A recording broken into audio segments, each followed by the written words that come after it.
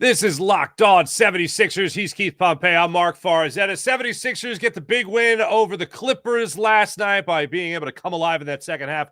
Quinton Grimes a big part of that. But the headline of last night, Paul George makes his 2025-2026 season debut.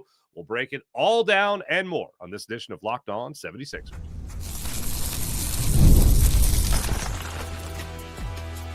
You are Locked On 76ers, your daily Philadelphia 76ers podcast, part of the Locked On Podcast Network, your team every day. And we do thank you for making Locked On 76ers your first listen every day, part of the Locked On Podcast Network, your team every day. Locked On Podcast Network, by the way, the #1 sports podcast network, recently crowned. So we appreciate all the support you've been giving all of us across Locked On platforms over the last year. Keith, last night, Paul George goes out there, in total, logs 21 minutes for the 10-9-8 76ers, comes up on 2 of 9 shooting. He also comes up with 9 points, 7 rebounds, and one of the first things Tyrese Maxey mentioned after last night's victory over the Clippers was how clutch PG was defensively. What did you make of Paul George's season debut? You know what? Paul George was okay, but he was better than expected. I agree. Yeah, you know what I mean? So, yeah. You know what I mean? So it was okay. Like, offensively, when he first came out and Maxey swung that ball to him and he hit the 3, and then the next time he comes down, he gets fouled and he scores the game's, not just the Sixers' first 5, but the game's first 5 points. You're thinking, okay, we're going to see something here. And then I think he missed like 5 shots in a row, and then he had a turnover. And then all of a sudden he made a basket, and then he misses his next 3. But on the defensive end, Maxey is right. But I feel like in the second half, he was better on the defensive end. It was kind of like he was testing out his knee or seeing everything and unsure of himself before the mission. But you know what? He looked like a quality role player, right? And we talked about that as somebody who can defend, someone who can, grab rebounds, boards. So he looked good. He was better than expected, because I didn't see, normally when a person comes off of a knee injury, you want to look and check to see, like, how are they moving laterally? Well, he looked good. And there were certain times he was beating people to the spot on their defense. So, and he also looked like he bulked up too. So, when you look at PG and you see what he said, you got to say, this is something that they could build upon. I don't know if he'll offensively will ever go back to be the guy he was. Now, one thing I will say, he was getting off the shots. They just weren't falling. So unlike last year when he couldn't get by people, he got by people. It was just the shots just weren't falling. Yeah, the Sixers started out something crazy, like 4 for 19 from 3. Like in general, the shots weren't falling, and PG was certainly a victim of that. Well, I will say during that five-point spurt, if you could even call it that, at the beginning of the game, I was thinking, okay, whoa, what are we going to get here, PG? Because I have a very low bar for you. I bet my bar for Paul George last night was get me some rebounds, check. Play 20 minutes, check. If he gets double digits in scoring, great, but I wasn't expecting it last night. But after he rattled off 5 right out of the gate, I went, oh boy, could we get 20 points in 20 minutes type of thing? That obviously wasn't in the cards. But still, better than expected.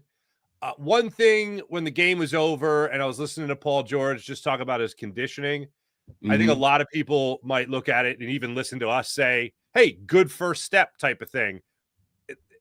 I am not expecting Paul George to be a $51 million player really at any point this year. And I know that really sucks when you're paying a guy that much money, and you even use the term role player. That's more or less what he's going to be. I think this is a situation where the Sixers have to just get what they can out of Paul George. And if he can give you good defense, if he can get you rebounds, if he can be an occasional facilitator and knock down the 3-point shot similar to the way he did when he shot over 40%, I think it was, in his last year with the Clippers, then you're talking about still a valuable player, not 51 million, but you're still talking about a valuable player there. So I think that's something that I want to stress, at least when it comes to the expectations overall. I'm certainly not doing cartwheels. I'm not saying 51 million is justified in a 9-point game, 7-rebound game. But all I can say is with Paul George after this one, yeah, it's going to take a minute for his conditioning to get up. I can't imagine the relief he felt when he knocked down that first shot. And when you talk about conditioning, this unfortunately is still going to be a work in progress for him. Yeah. And it's going to be a work in progress. One thing that I was encouraging, there was one play where on the defensive end and VJ Edgecom was late. It was like, he had to close out on somebody, and Maxey went over there, and the guy shot like a 3 over Maxey. So it looked as if like Maxey was like, yo, what are you doing? But he was actually compensating for VJ missing the assignment. And PG kind of got into him. It was like, yo, get over there. Like, he was saying stuff. Like, he wasn't cursing them out or anything, but it was like while it was going on, PG saw it and was like, yo, go over there. The Sixers call a timeout, and then you see PG talking to him. You see Maxey talking to him. But to me, I like that.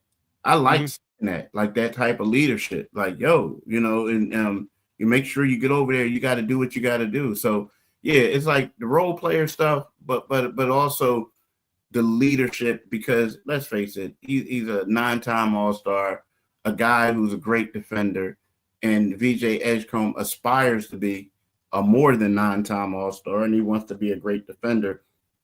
So having him, giving him instructions and getting on him, to me, I think is a plus. Is a plus. Yeah, I agree. I think you need that kind of leadership. You mentioned VJ Edgecom. Let's just jump into this real quick. Rough night for VJ, and I don't even really mean much on the stat sheet. The Paul George situation you just laid out there, and again, not cursing him out, but still being a leader, acknowledging a mistake, trying to work with the young man. Then Nick Nurse also lays into VJ Edgecom at halftime, telling him he basically needs to be more aggressive. If he's got a lane, he's got to take it, and he wasn't seeing enough from him. That gets highlighted by Nick Nurse post-game.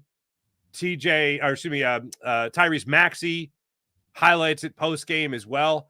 VJ, was he hanging his head a little bit? Did you get that feeling? What was going on with VJ last night? No, and it's a catch-22. It really is. Like, so the deal is, your VJ Edgecom, you're basically playing at 1 minute, the first game, they're telling you and Maxey are the star. But then all of a sudden it becomes Joel Embiid. We got to get him the ball, get him involved. Now all of a sudden it's like, okay, Paul George has to get involved. Like, sometimes you're trying to fit in. You know what I mean? You don't want to like overstep your bounds. You're doing things. But they're telling you, be aggressive, be aggressive, be aggressive. So it's something that you got to figure out. Like, let's be honest, Tyrese Maxey had to figure that out too. I mean, he had to. And then he, once Nick Nurse came, it kind of like benefited him, like, because Nick was like the one like, no, you got the ball now. Now you got to do it.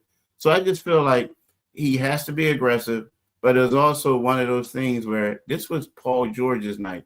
Paul George is a guy who you watch play growing up, a guy who has been, like we said, 9-time All-Star, 6-time All-Defensive performer. You're sitting there like thinking, okay, we're going to get him the ball.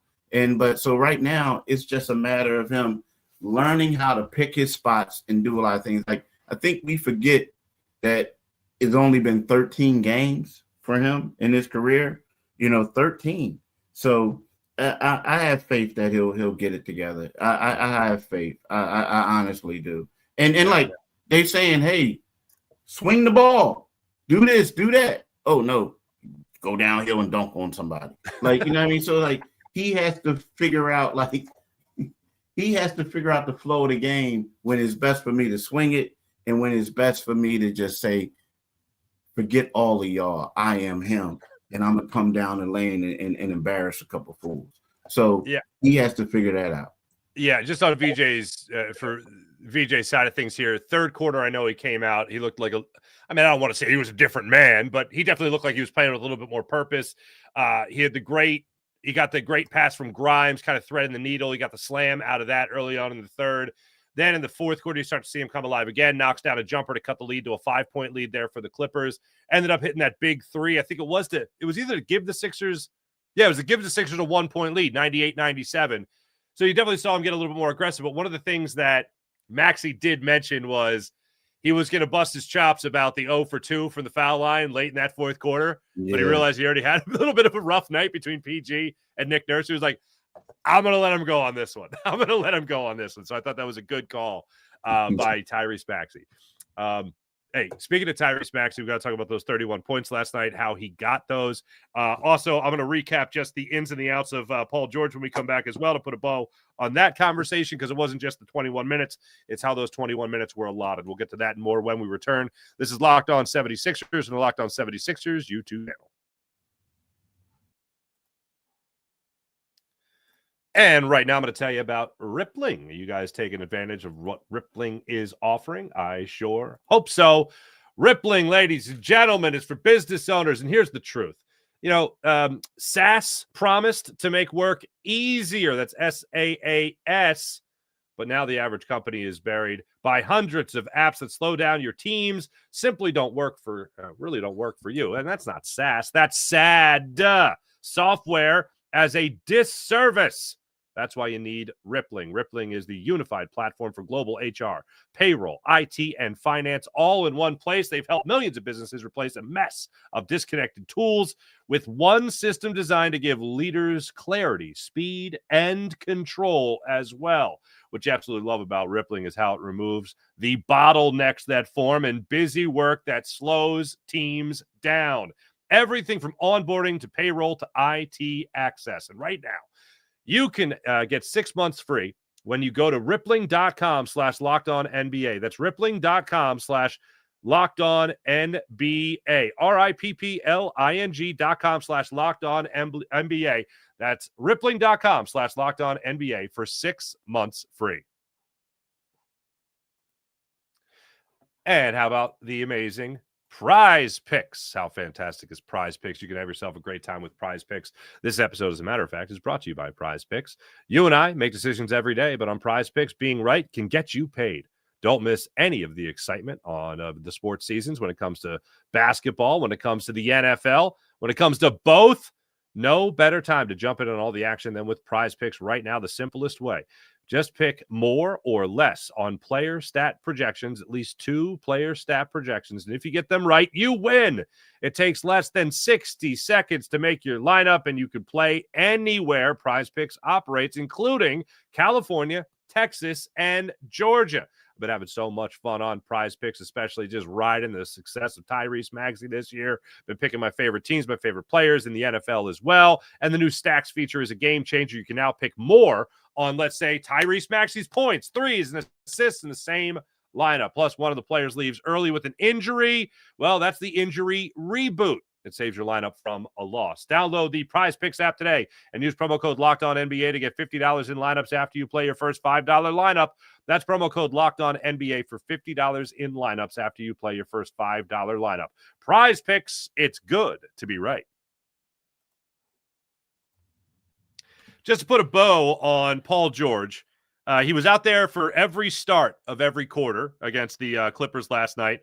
Played usually midway to late into the 7th minute. So 6:27 he was taken out, 6:54 he was taken out in the first quarter and second quarter. Then got the bulk of his minutes, played till the 4:41 mark of the third quarter, Keith, and then was taken out early, which I think is a good move there in the fourth quarter, especially by a guy just trying to get his legs under him. Taken out just after the 4-minute mark, or just before the 4-minute mark of the fourth quarter. I thought that was, if you're going with a minute restriction, he played 21 minutes technically. I think that's the right way to go about it if you're Nick Nurse. If you're going to overload one quarter, test him in the third.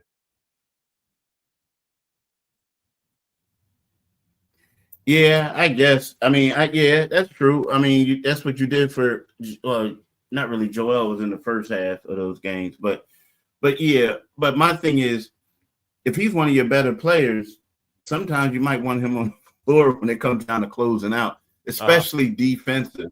You know what I mean? Especially if Quentin Grimes would have got called for that foul at the end. You'd be like, oh, maybe we should have had PG in the game on him, right? That's what people would have said. But yeah, I mean, they have a plan. They're going to do it. It's cool. And maybe they probably didn't think he would be up to the task of closing out a game this early. So it worked out. But yeah, I get what you're saying. I just wish that if I want my 5 best players on the floor to close out the game. Okay.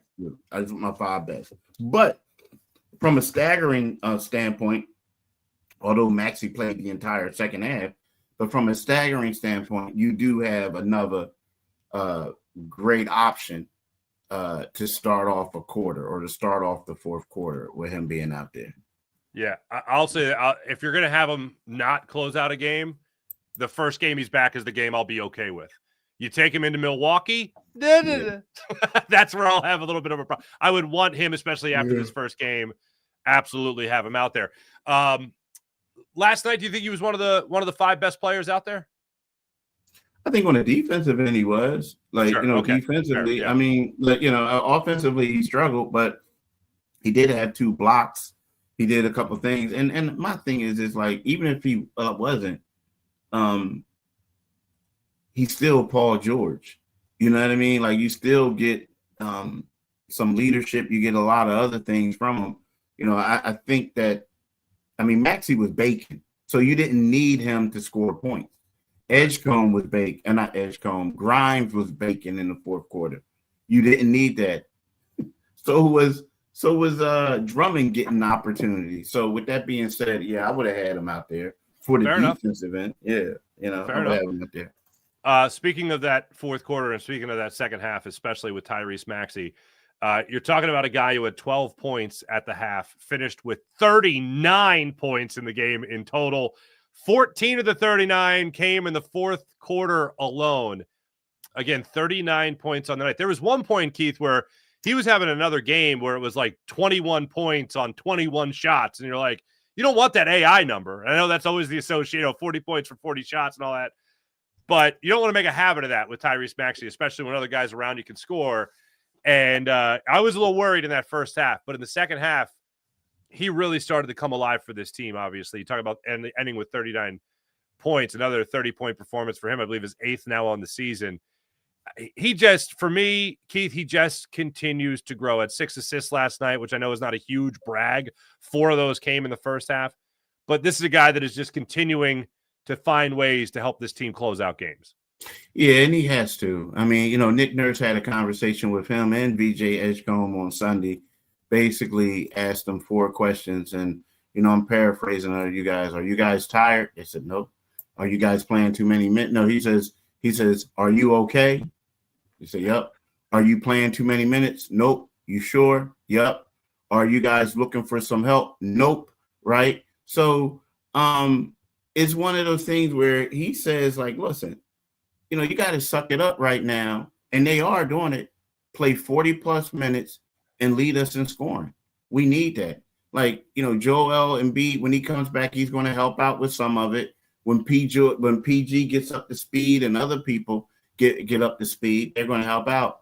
But right now, it's up to you 2 guys to go out there and do the scoring.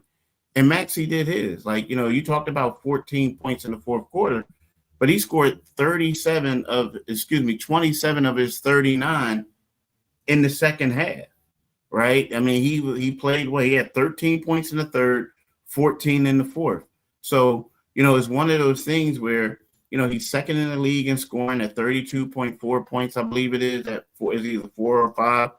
But it's like he has to be this guy in order for the 76ers to win games right now.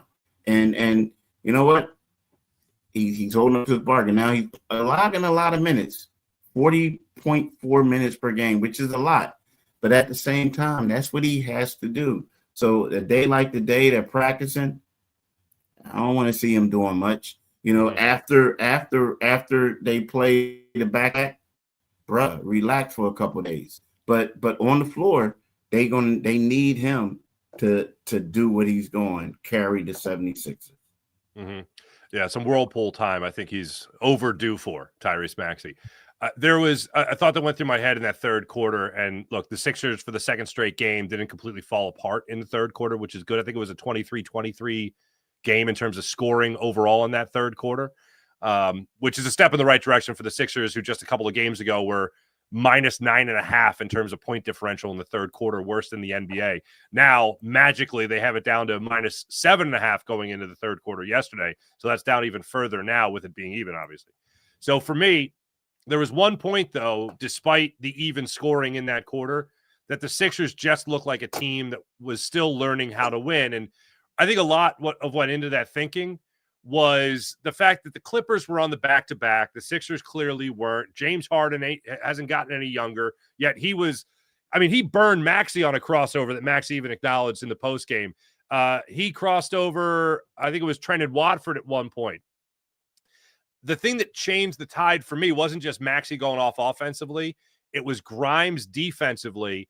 And offensively, Grimes also chipped in 9 of his 19 in that fourth quarter, if my math is correct. And he seemed to be the right answer. We'll get more to the defensive side of things, but just on the offensive side of things, how clutch was Quentin Grimes down the stretch as well? Yeah, I mean, it was like how it was in the beginning of the season, where you had in the fourth quarter, it was always about Quentin Grimes and Maxey.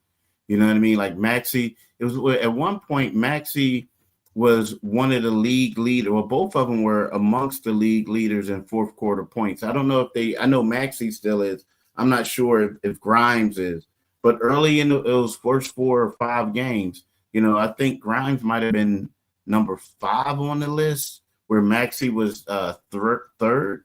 So yeah, I mean, like that basically last night reminded me of those earlier games. And if you notice, Grimes was the one, he would be left open at times and he would hit a clutch 3. And we were like, okay. And, Maxey come down and drive the lane, or he'll do a step back. But yeah, Grimes, he had a pretty good overall game in that fourth quarter. He really lit it up for him. He stepped up.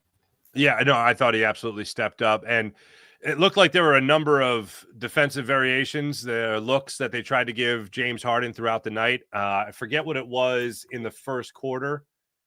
Harden had 17 points in the first quarter. So the first idea to stop James Harden wasn't working so well.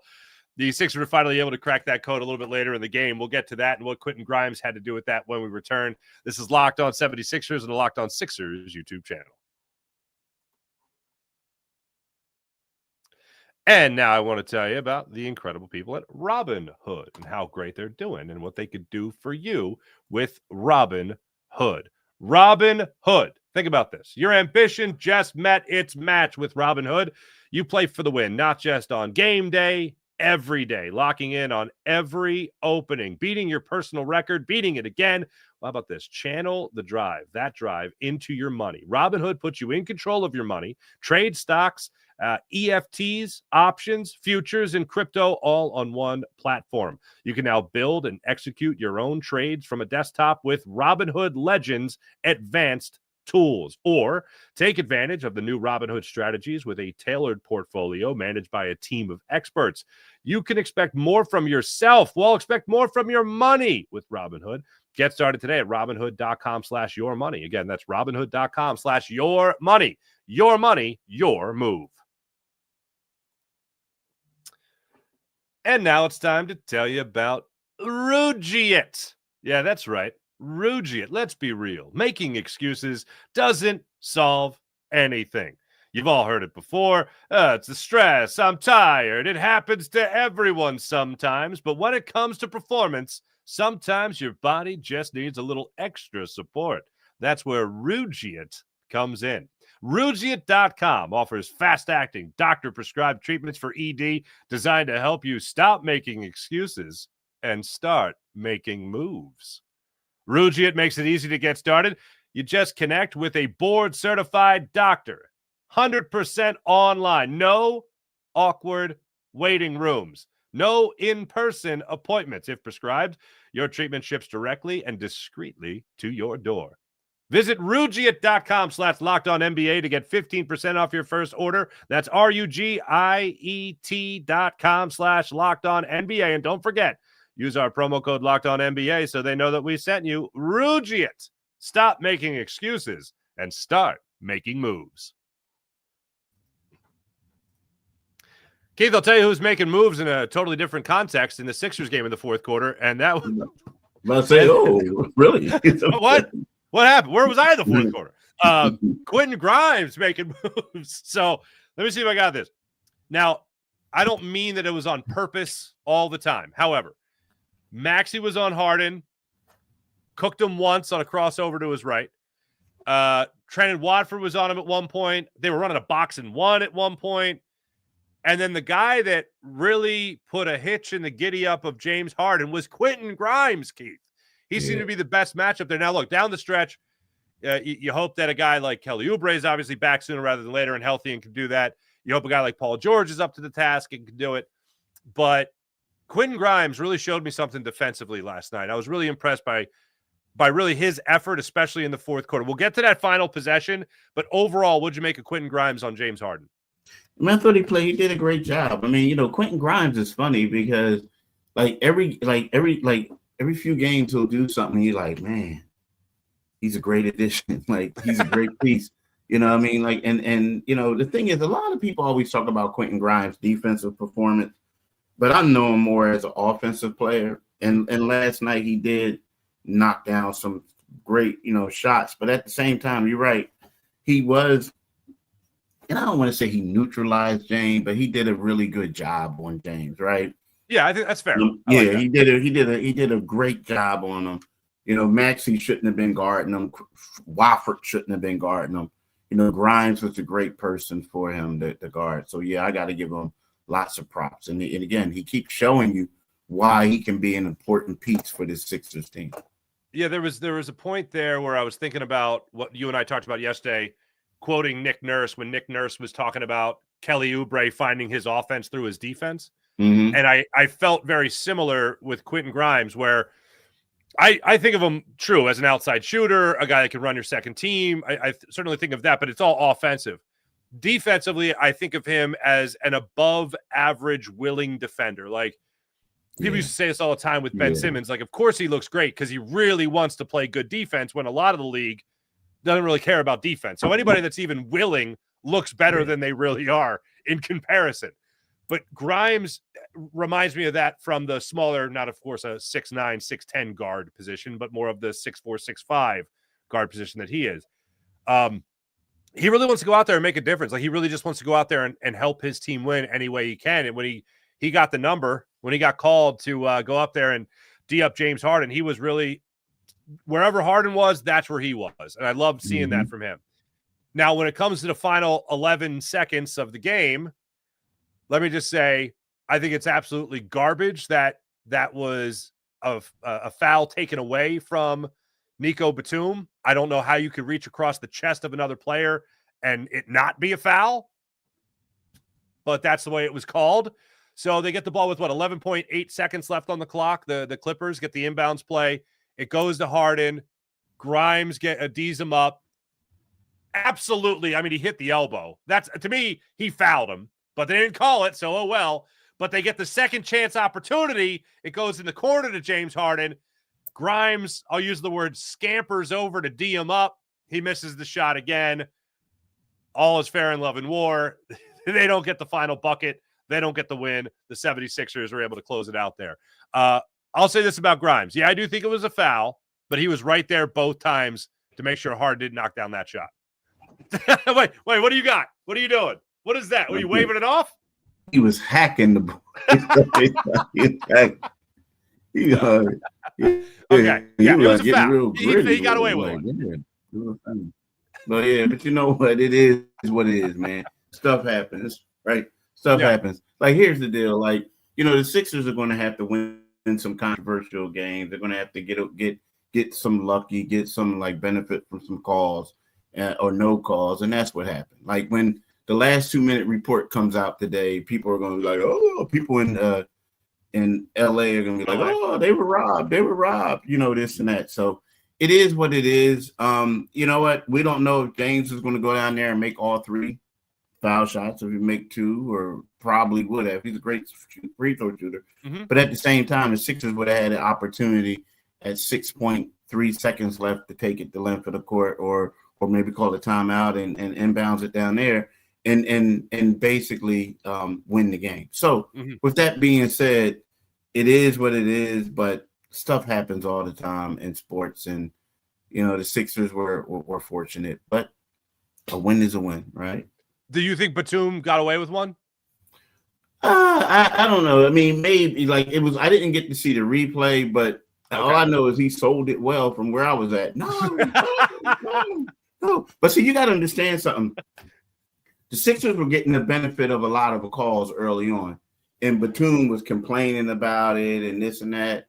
And I love Nico, but I mean, he wasn't like whining, but he was just like, "Yo, you didn't call that. You didn't do this and that." And sometimes it has a chance of balancing itself out, but it balanced itself out at the wrong time, I guess, for some Sixers fans. But guess what? They got the good no call at the end. Yeah. They absolutely did. All right, 76ers, of course, get the 110-108 victory over the Clippers last night. They improved to 8-5 on the season. Tomorrow night, they got the Raptors in South Philly. 7 o'clock start time for that one. Look forward to watching the Sixers take on the Raptors again. Now, they do have the back-to-back Wednesday night, tomorrow night here in Philly. Then they travel to Milwaukee for an 8 o'clock tip-off with the Bucks. You'll be out there for that one. Mm-hmm. Is Embiid playing tomorrow night? Is Embiid playing in Milwaukee? Yeah. What's going on? I don't know, man. I can't answer that one. I mean, I don't even think they know. I mean, but then Nick Nurse said he'll be back. He said he'll be back shortly. All I know is when we went in the locker room in Detroit, he didn't even play, but you go in the locker room after the game, and he was icing both of the knees. So, jeez. Yeah, so we'll see. All right, well, see him next month. No, all right. Kidding. All right. His name is Keith Pompey. My name is Marc Farzetta. Make sure you guys like and subscribe. Locked On 76ers. Josh Lloyd, by the way, has you covered for Locked On Fantasy Basketball. Make sure you guys check out that podcast wherever you get your podcast. Also on the Locked On Sports Network, the #1 sports podcast network. Part of the Locked On Podcast Network, your team every day. Thanks for listening. Thanks for watching. Catch you guys tomorrow when we break it all down. Locked On 76ers. See you guys then. Bye. Peace. Yeah.